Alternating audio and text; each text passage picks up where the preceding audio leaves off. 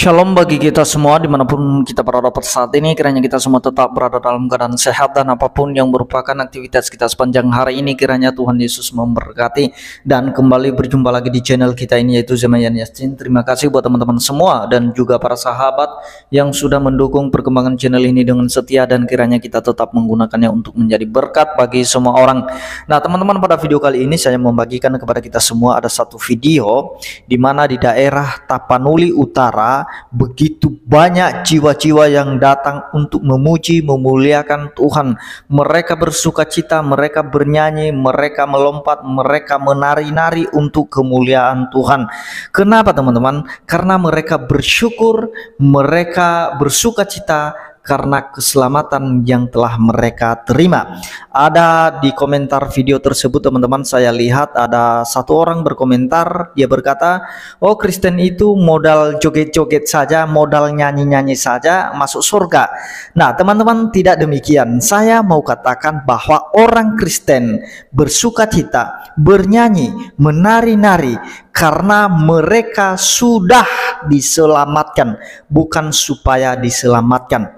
Karena sudah diselamatkan, oleh karena itulah orang Kristen, pengikut-pengikut Yesus bersuka cita. Kita lihat di berbagai media teman-teman ya, akhir-akhir ini begitu banyak gereja yang disegel, dipersekusi, ada pelarangan ibadah, ada pembubaran ibadah, dan lain sebagainya. Dan juga para hamba Tuhan, khususnya para apologetik Kristen yang membela imannya, bahkan diproses secara hukum. Kita percaya bahwa itu tidak pengaruh untuk memberitakan Injil. Kita tetap semangat, justru ketika ada hal-hal tersebut terjadi di dalam kehidupan kekristenan, maka orang Kristen itu justru semakin bangkit untuk memberitakan kabar baik bahwa Yesus adalah Tuhan dan Juru Selamat. Nah teman-teman, sebelumnya mari kita simak videonya yang berikut ini.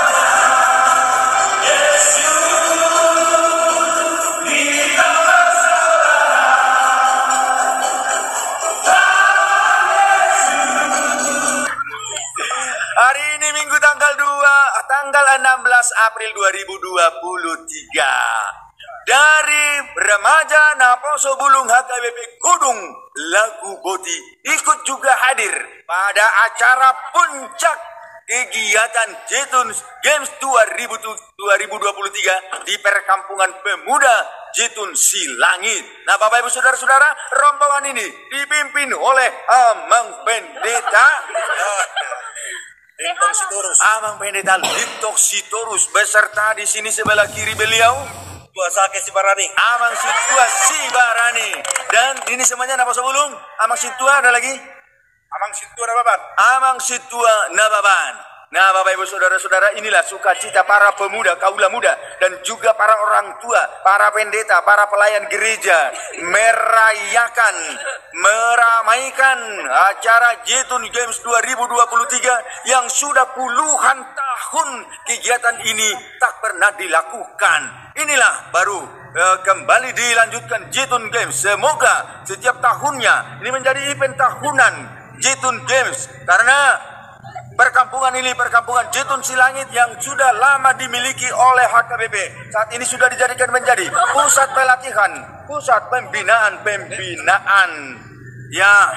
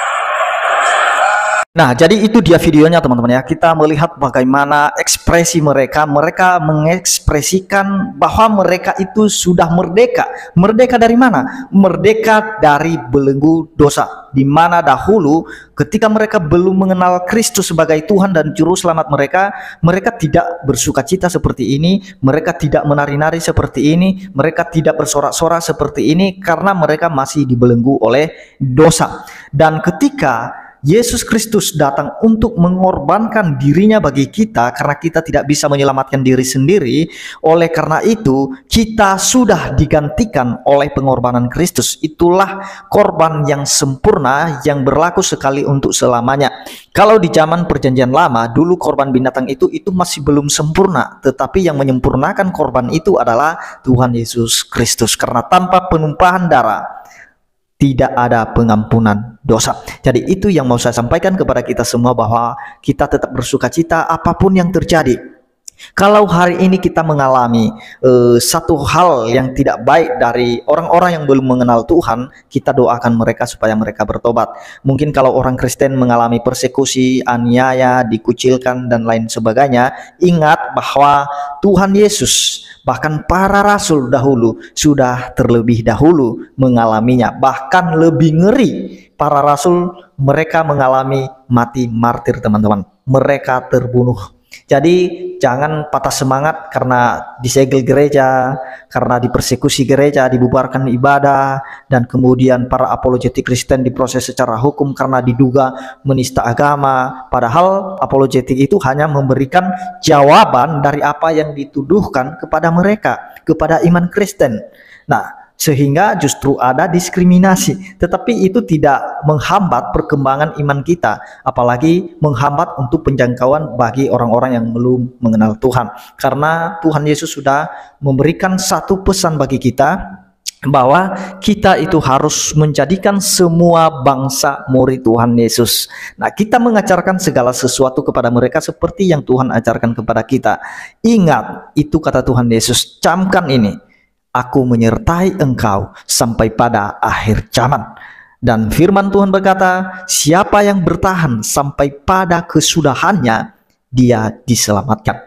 Nah, jadi itu pegangan kita teman-teman. Kenapa kita dengan berani memberitakan nama Yesus itu? Karena di dalam namanya ada berita pengampunan dosa. Dan ketika orang mendengar tentang nama Yesus, apa yang dikerjakan oleh Yesus, apa yang dilakukan oleh Yesus bagi umat manusia, ketika mereka percaya hal itu, maka mereka dibebaskan, mereka dimerdekakan, dan setelah mereka dimerdekakan, tentu saja mereka punya sukacita, mereka bersorak-sorak, mereka menari-nari, mereka menyanyi untuk kemuliaan Tuhan. Kenapa? Karena mereka sudah dimerdekakan. Nah, jadi itu yang dijelaskan oleh firman Tuhan kepada kita. Bahkan di dalam Filipi 2 ayat 10-11 berkata begini, supaya dalam nama Yesus bertekuk lutut segala yang ada di langit.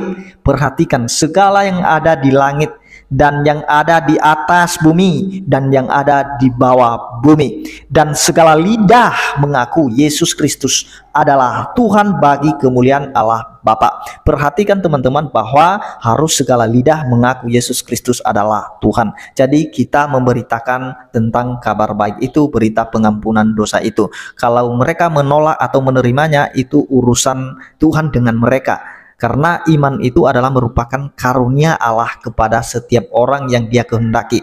Tetapi ingat satu hal, bahwa Allah itu tidak menghendaki seorang pun binasa. Tidak menghendaki seorang pun binasa, melainkan Allah itu mau agar semua manusia diselamatkan. Tetapi pada faktanya manusia banyak menolak, karena mereka banyak yang berusaha untuk mengandalkan perbuatannya. Mereka lebih percaya diri mereka sendiri untuk menyelamatkan diri sendiri daripada percaya caranya Allah untuk menyelamatkan kita. Makanya pilih teman-teman mana yang Anda mau, apakah pakai cara Allah atau pakai caramu untuk menyelamatkan dirimu sendiri.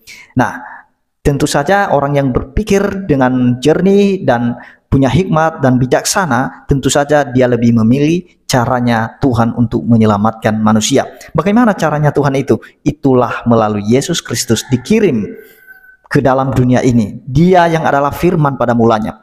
dan kemudian menjadi daging, menjadi manusia. Demi apa? Demi menyelamatkan kita. Itu caranya Tuhan. Jangan pakai cara kita, karena setiap cara manusia itu pasti sia-sia. Kalau kita boleh berbuat baik saat ini, itu bentuk ucapan syukur kita kepada Tuhan, karena kita sudah dimerdekakan, sudah diselamatkan. Demikian yang saya sampaikan teman-teman, kiranya Tuhan Yesus memberkati kita semua. Shalom.